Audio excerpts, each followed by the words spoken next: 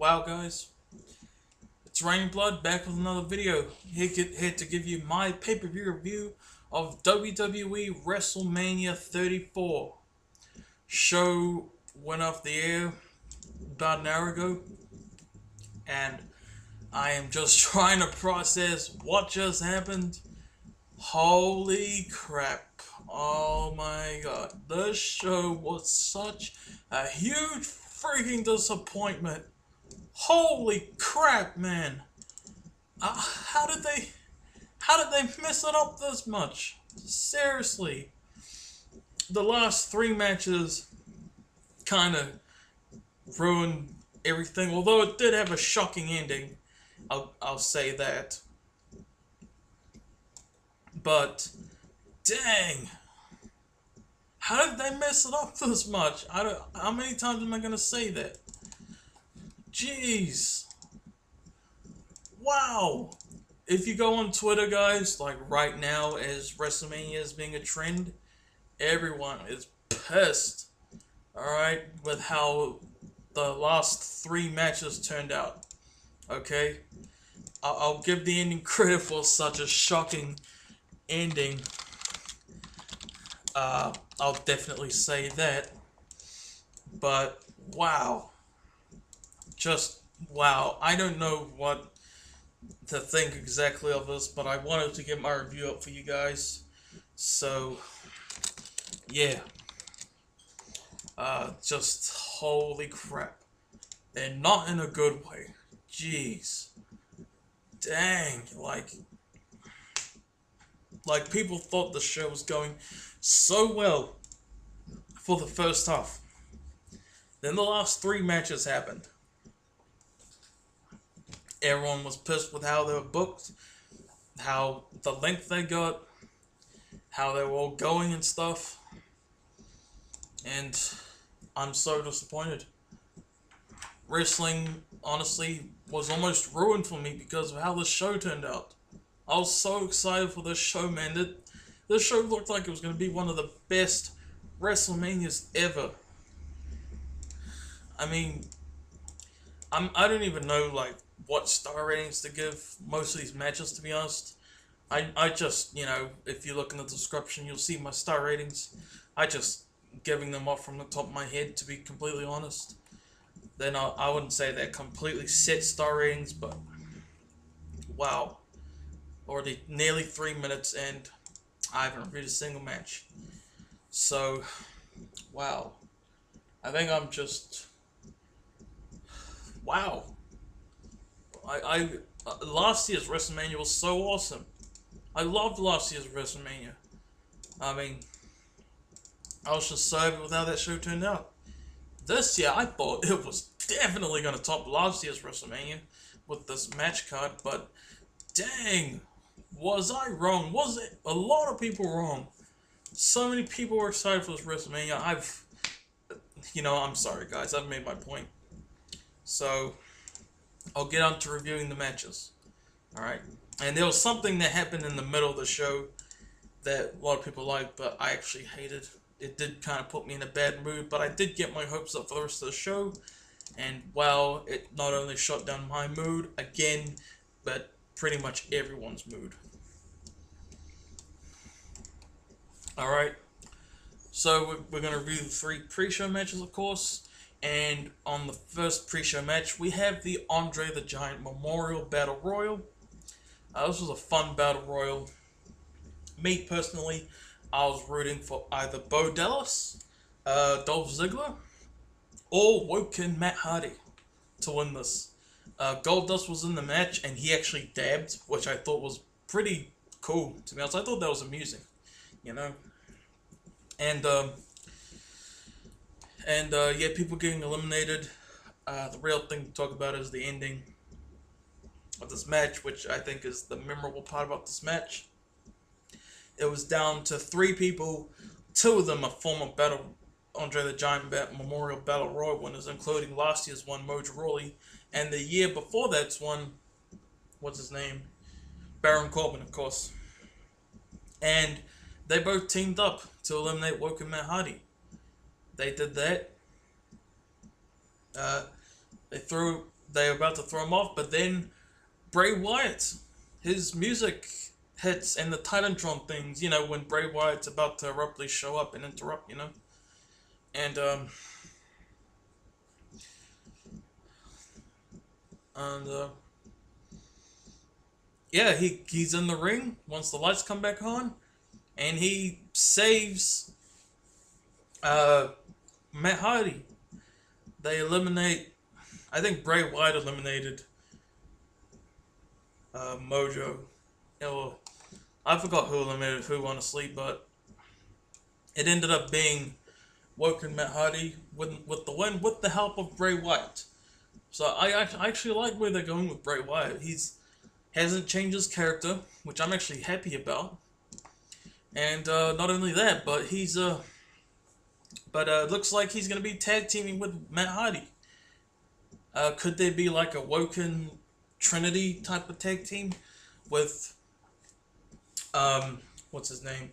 With Matt Hardy, Brother Nero, Jeff Hardy, if he returns with that gimmick, and what's the other guy's name? Oh yeah, Bray Wyatt himself.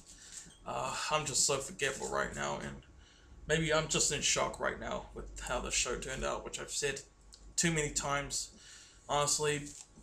But then that happens, and yeah, Matt Hardy wins the Battle Royal. Awesome. One awesome winner. Might be my favorite Battle Royal winner to date. Andre the Giant Memorial Battle winner. Yeah. I'll just say Battle Royal, to be honest. Just not have to say the whole thing, so, but whatever. Anyway, then we have the pre-show, the second pre-show match, and we have the tournament final for the vacant WWE Cruiserweight Championship. Cedric Alexander versus Mustafa Ali. A lot of people thought this match was underwhelming, and I understand that, but I actually really liked this match. It wasn't a classic match or anything, but it was fun. Mustafa Ali hit his nice finisher. He came out to an awesome entrance, by the way, which I just remembered, and it kind of brought me to tears. Like, for the pre-show, I was just in tears, man, because of how much I love WrestleMania. And the entrance just, seeing WrestleMania become how it is now, so big and stuff. And they fight, and Mustafa Ali, what's his finisher? What's Mustafa Ali's finisher? I'm literally looking at Wikipedia. 054. 054. I forgot. They said something like that, but 054. And but Cedric Alexander puts his foot on the rope, and he's still in. Then Cedric Alexander does his finishing move, the lumbar check. But I love the storytelling in this match, because both of these guys are faces. You know what I mean? They're both good guys, and they're both friends. So that played a part in the story.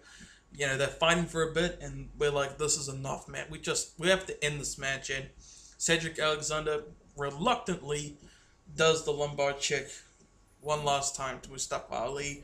1, 2, 3. And the moment he counted to 3, he embraced Ali. That was a beautiful moment, honestly. And Cedric Alexander wins the WWE Cruiserweight Championship. Long time coming, bro. And it happened at WrestleMania. It was on the pre-show WrestleMania, but still, So good for him, Then we have the next match on the pre-show, the final pre-show match, and we have the WrestleMania Women's Battle Royal. I'm not going to talk about the controversies behind this from the original name of this, because I honestly don't want to remember it to talk about it and stuff, but this match, it was whatever, I think at this point I don't know if it's because I didn't care, or I don't know. But they started attacking, all the women in the match started attacking Carmella for some reason, and also, what's her name? Dana Brooke, not sure why. I marked out, honestly, when I saw Dakota Kai in there from New Zealand. I was kind of hoping there'd be a swerve and she'd end up winning, but maybe I was like, at the same time, I want to be real, And yeah, Battle Royal, as we know, the Sasha Banks and Bayley storyline played a part. Bayley fake handshaked Sasha Banks, who eliminated Dakota Kai a little bit earlier, by the way, which I hated. I was like, bitch. You know, Sasha Banks, great wrestler, but that I think no matter who eliminated Dakota Kai, I would have been pissed, but enough about that. Bayley fake handshakes Sasha Banks, throws her out, and it looks like she won the WrestleMania Women's Battle Royal, and I was so happy, man. I was like, yes, Bayley won! And then there was like a real long silence. The bell didn't ring, and it turns out Naomi didn't get eliminated. She eliminates Bayley and wins the WrestleMania Women's Battle Royal. She's the real winner of it. I mean, nothing against Naomi. I was so happy for her last year when she won back the Smackdown Women's Championship from in the six-pack challenge. But like I was like, really? It was such an underwhelming winner, honestly.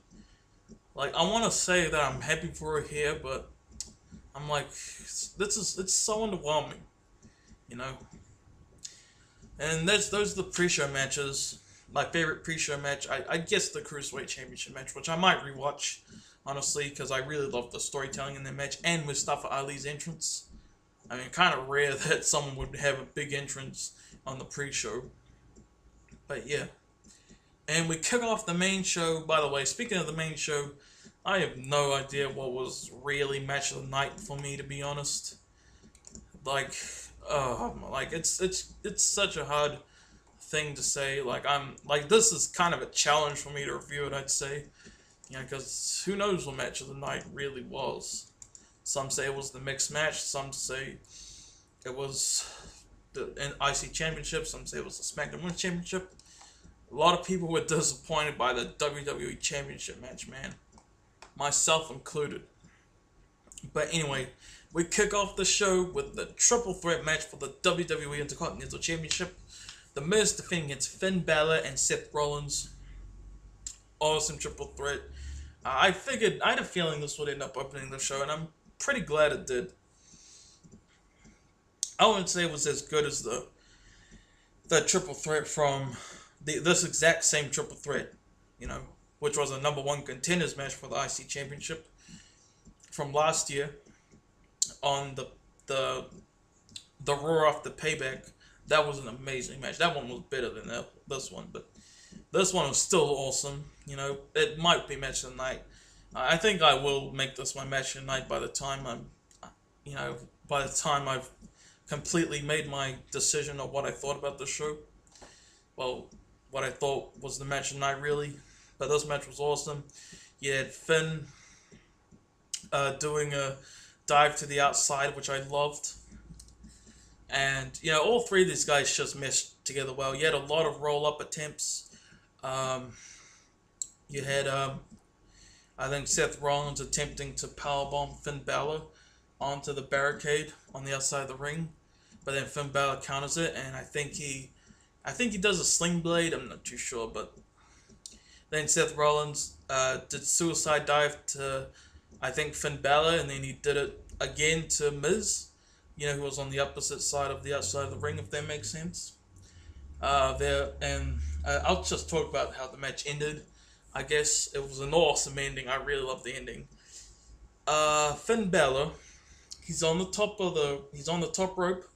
He does the coup de grace onto Miz, but before he can, I think he does go for the pin, but Seth Rollins curb stomps Finn Bálor, smashing his head onto the Miz because he was pinning Miz, and then he does the curb stomp one last time to the Miz, pins him, 1, 2, 3, Seth Rollins is the WWE Intercontinental Champion. I marked out. I was so freaking happy. I was rooting for Seth so much to win this, and when he got the win, I was so happy because that means Seth Rollins is now a Grand Slam champion. He's won the WWE Championship. He's won a Tag Team Championship. He has won the United States Championship. And now, finally, he has won the WWE Intercontinental Championship. And I couldn't be more happy with it. Oh, my God, I can't believe I forgot to say this. But Seth Rollins, He came out dressed as a White Walker. Actually, there were tons of amazing entrances tonight. I'll hopefully talk about them if I can. Seth Rollins came out dressed as a, well, not like dressed as a White Walker, but he came out kind of White Walker from Game of Thrones style. He even had blue eyes, the blue, the white part of the eyes. That part was blue. He took them off when he got in the ring though, which I was kind of, oh my god, like I was like, oh, because he looked so cool in that, in my opinion. Some people thought he looked stupid. I thought he looked cool. That's how I felt about it. My opinion. And I respect yours if you thought he looked stupid. As long as you respect mine. And Seth Rollins won. I'm so happy. Probably my favorite. It probably will be my favorite match, of the night by the time I've said that already. Then we have the next match, the WWE Smackdown Women's Championship match. Oh, by the way, I forgot to talk about Miz and Finn Balor's entrance. Miz had an awesome entrance. He was dressed up with like big goggles and stuff, and he was telling Bo Dallas and Curtis Axel, I got this. Go backstage. And Finn Balor, he came out with Balor Club is for everyone, like supporting the LGBT community, and he had a lot of fans dressed in, LGBT gear, during his entrance when he was at the stage, which was cool, sending a positive message, which I admire. But Seth Rollins, I just loved his entrance so much. But then the second match, I know we're shocked it was this early, but we have the WWE SmackDown Women's Championship match. Charlotte Flair defending against Asuka. This match was awesome. Charlotte's entrance was awesome. She came out looking like a goddess. She looked so beautiful, man. Like, I just loved it. And Asuka pretty much just came out to a normal entrance for the most part. There were like giant masks floating around the fight. It's a bit stiff. I think Charlotte did a suplex onto Asuka from the apron to the outside, I think. Or maybe it was the other way around, I don't know. Asuka, I think, was trying to do one of her signature kicking moves, but Charlotte speared her. And then Charlotte did a moonsault from on top of the top rope onto Asuka, who counters it into an armbar, I think. And the ending, holy crap. You won't believe how it ended, guys. Charlotte Flair has Asuka in the figure eight. One of her arms, Charlotte's arms, is messed up though, so it's like a one-armed figure eight. Asuka taps out. Asuka's streak is over. Charlotte retains the SmackDown Women's Championship. Holy crap. Like, dang. I was like, with the way it was going, like, you could just see Charlotte adding more pressure on the figure eight. And I kind of stood up a bit. Holy crap, is she gonna... And she tapped out, and I was like, oh my god. That was awesome. That was another great match, too. I really loved that match. And I loved the post-match stuff. You had Asuka hugging Charlotte, saying, you or Charlotte was ready for Asuka. Congratulations, on breaking the streak. And they hugged, which I thought was awesome. Nice moment. And she was humble about losing. Yeah. Then we have the Fatal 4-Way match for the WWE United States Championship. Randy Orton defending against Roode, Jinder Mahal, and Rusev. This match pissed me off. It pissed a lot of people off. It was fine. It was going good. I was actually like, wow, this this Fatal 4-Way actually isn't that bad. Yeah, and then the ending came. Rusev Day, who was more over than anyone in this match.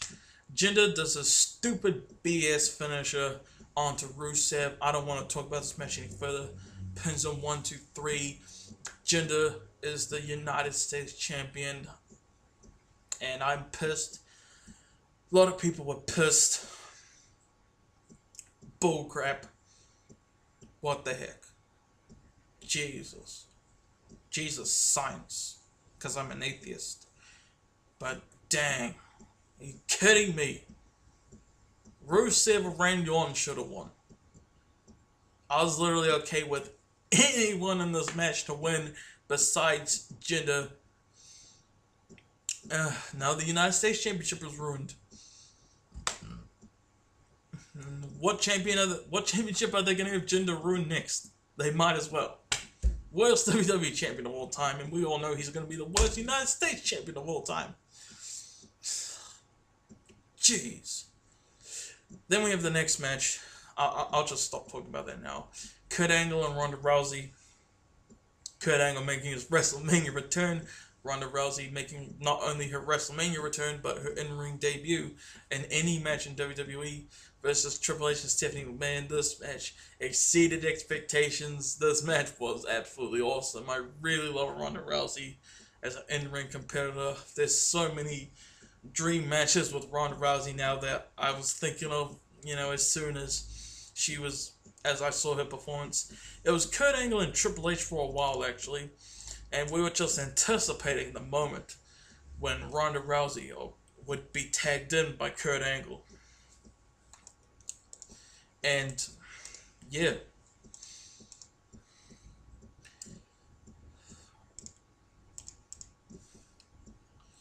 And,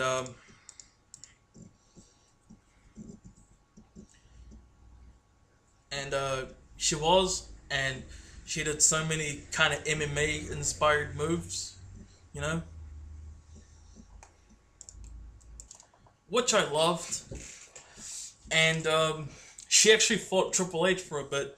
She was just smacking the crap out of Triple H, and I was cracking up because Triple H was twitching and shaking into the corner, and that cracked me up. This match was absolutely awesome. And the moment we all anticipated, Stephanie McMahon, man, she was being such a heel in this match.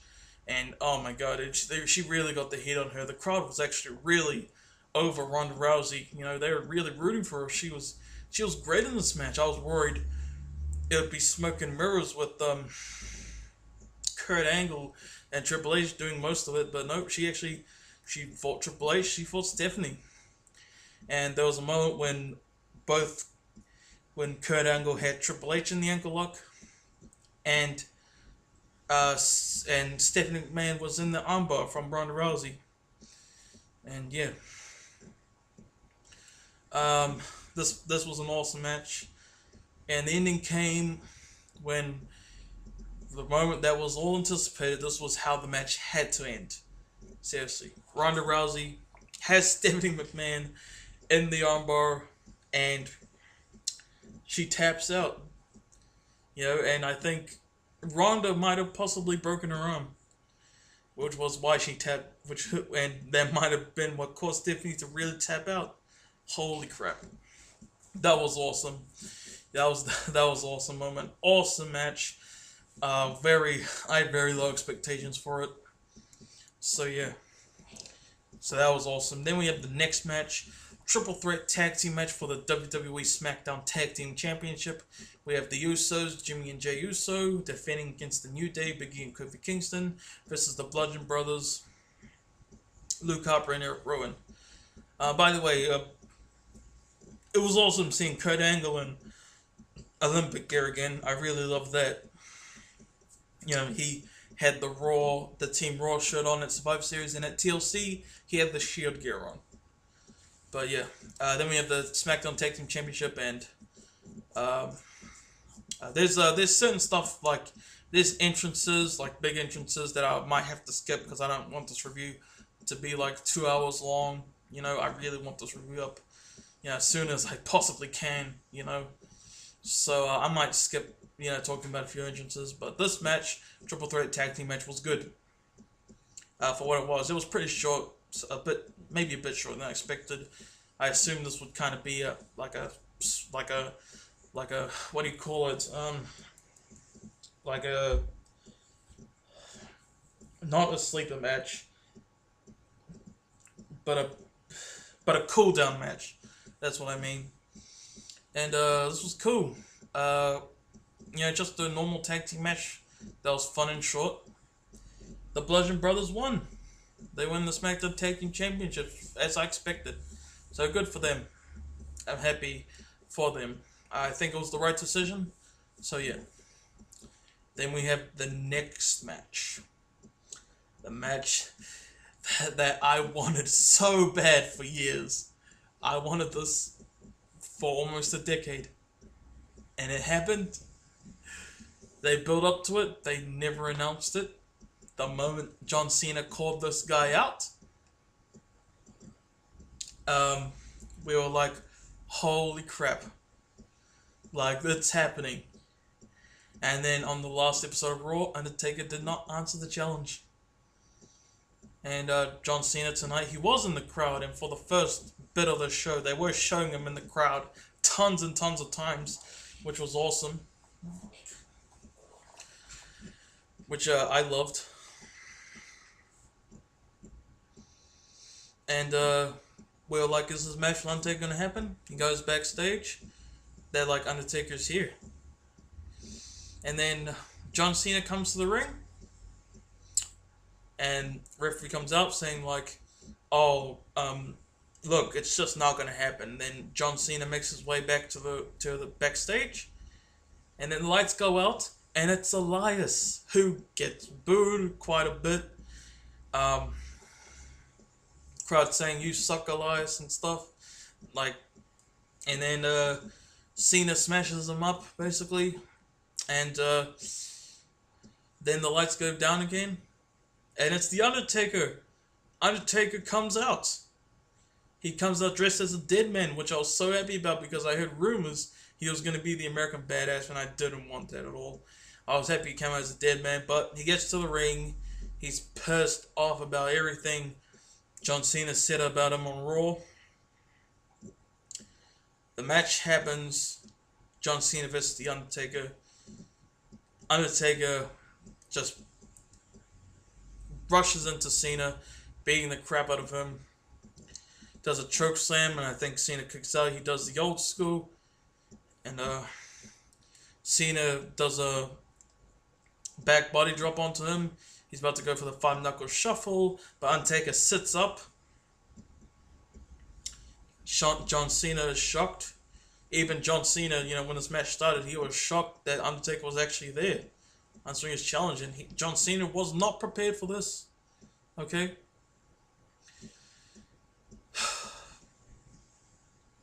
Undertaker sits up. Tombstone Cena. 1, 2, 3. Undertaker defeats John Cena in 2 minutes. I would have rather this match just never happened if it was just going to be like this. Is something going to come of this? Is there going to be a rematch of WrestleMania 35? Just it kind of begs the question in a way. Like, this was the thing that I said I wasn't happy about. I mean, John Cena was unprepared. We have to give him that. So that his shock of Undertaker actually being there factored into him losing. I don't care what anyone says. But dang. Wow. Seriously. Undertaker leaves. That's it. The dream match I wanted for years. 2 minutes. And we have the next match. Kevin Owens and Sami Zayn versus Shane McMahon and Daniel Bryan. Yep, guys, if you didn't hear, Daniel Bryan returns to in-ring action tonight. Huge pop. And the stipulation was that if Kevin Owens and Sami Zayn lost, that they would be fired from WWE, or not necessarily that, but if they won, they would be rehired because they were fired on Smackdown a few weeks ago. This match started off before the bell even rang. Owens and Zayn attacked Bryan and Shane. They even took Bryan out of it for a little bit. And it was Shane McMahon, getting the crap beat out of him by Owens and Zayn.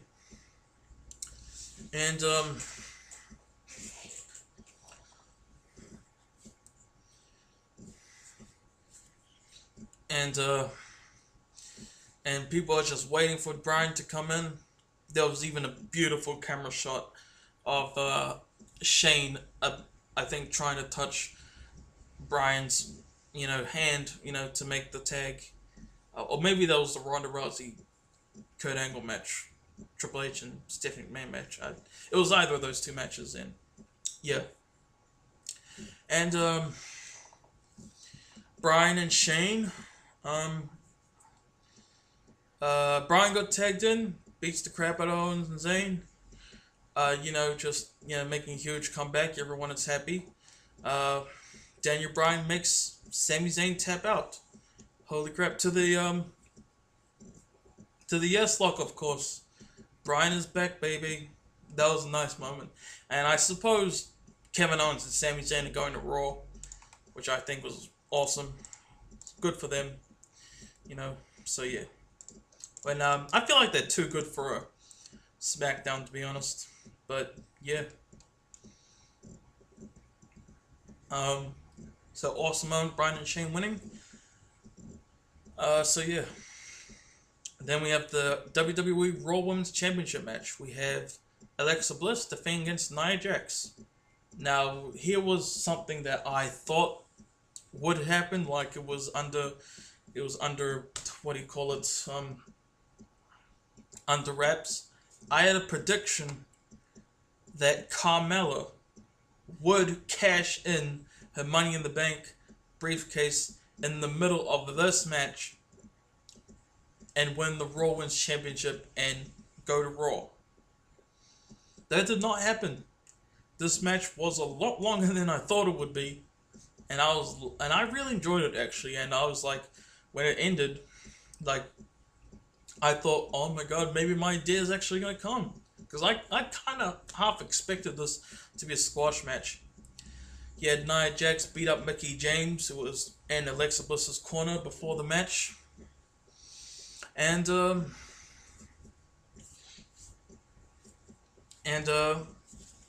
she's throwing Alexa Bliss around a lot, and she does that a lot for this match. Then Alexa Bliss, eventually after a while actually gets offense in. She does a twisted bliss on the top rope to the outside of the ring.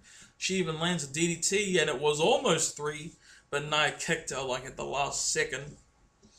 And yeah, and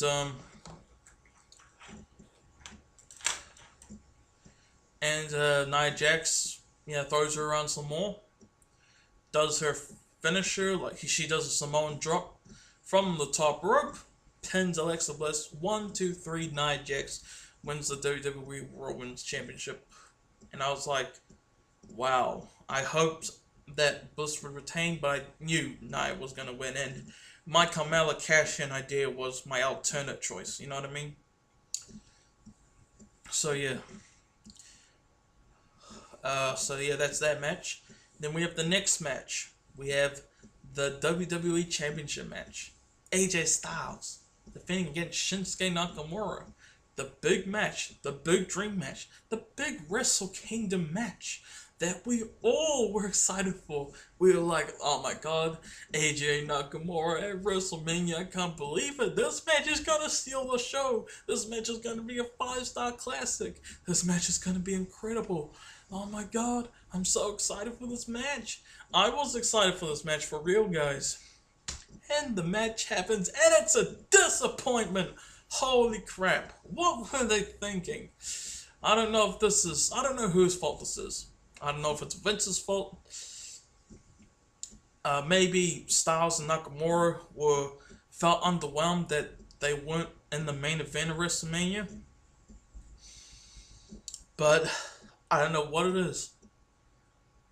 What the heck? This match is like a regular match. It was one thing for Randy Orton and Bray Wyatt to be what it was last year, but this match, what the freak, man. But some people actually think this match was excellent. Like I see some people giving it 4.5 actually, which actually makes me want to rewatch it maybe later on. Maybe I'll change my mind about it, but this match was disappointing. It was a solid match, which is not what should have been. It should have been an amazing match. Could have been the best match at WrestleMania since Taker Michaels. Either match. I feel like I've said that already before in one of my videos, but oh my god, so underwhelming. There were some cool reversals though. I'll give it that. Styles did the phenomenal forearm. Nakamura kicks out. Nakamura had an amazing entrance, by the way. There was like this woman guitarist doing Nakamura's theme, There was like a Japanese band or something as well, and it was an amazing entrance. AJ Styles had he just did his regular entrance, and there were like blue lights, in the ring. Some people call this. I'll get back to the match. Some people thought this was the most disappointing match of all time, which it might be.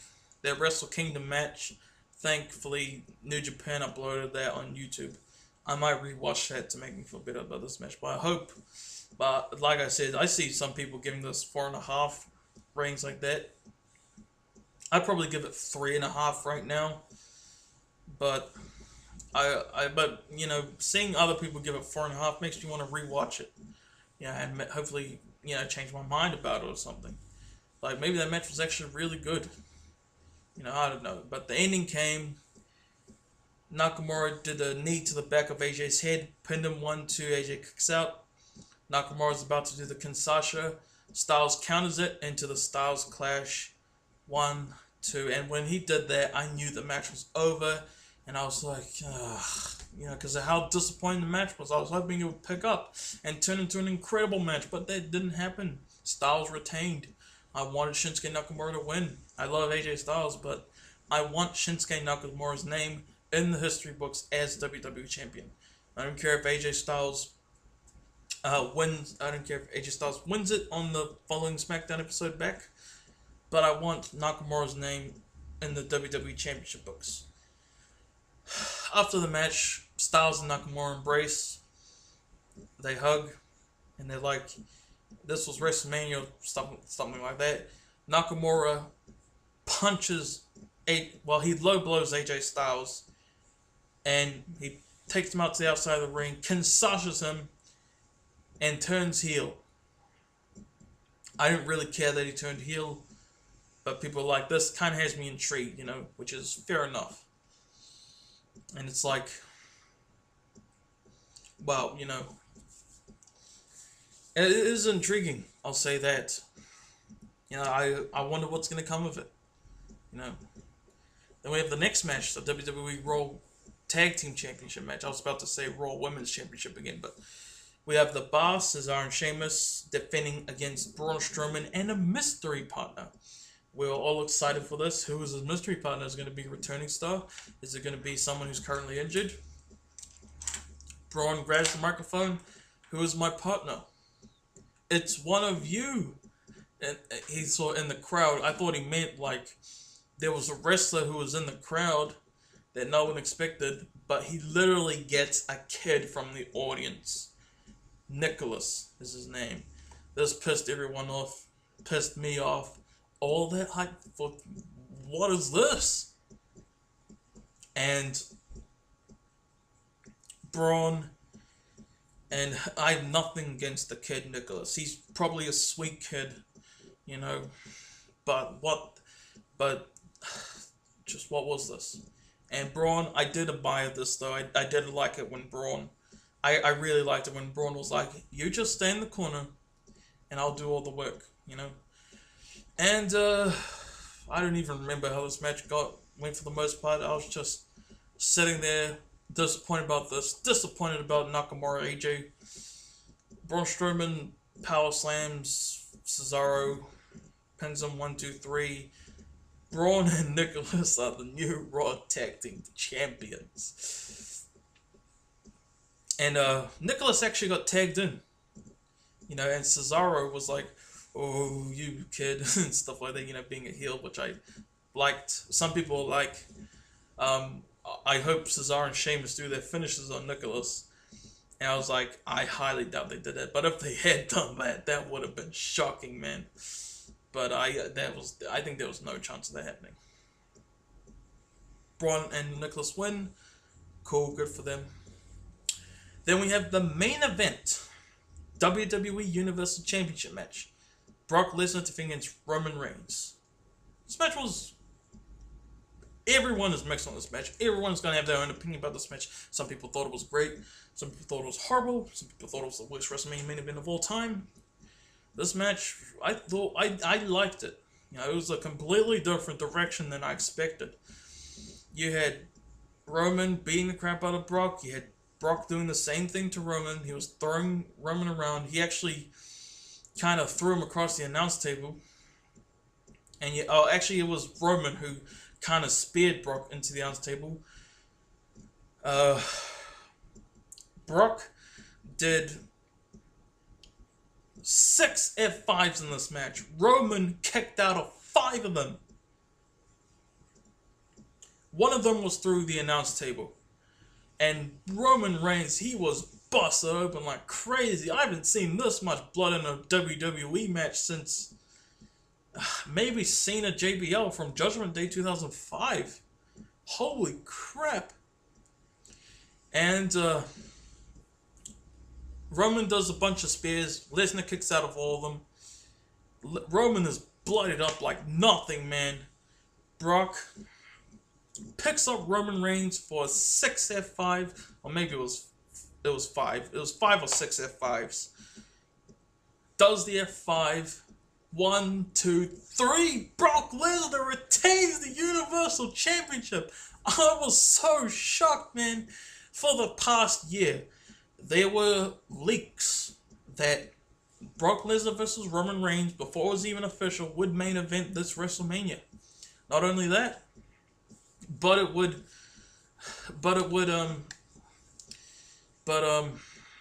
Roman Reigns, no matter what, was definitely going to beat Brock Lesnar and win the Universal Championship. We were all swerved like nothing, bruh. Holy crap. Oh my god. Brock Lesnar retains the Universal Championship. Oh man, what an ending.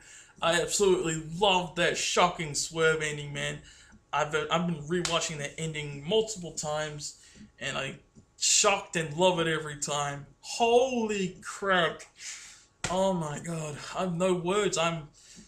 The 2 matches before this, I thought wrestling was ruined for me, honestly, but this ending intrigues me. I'm wondering what's going to happen next. So, yeah.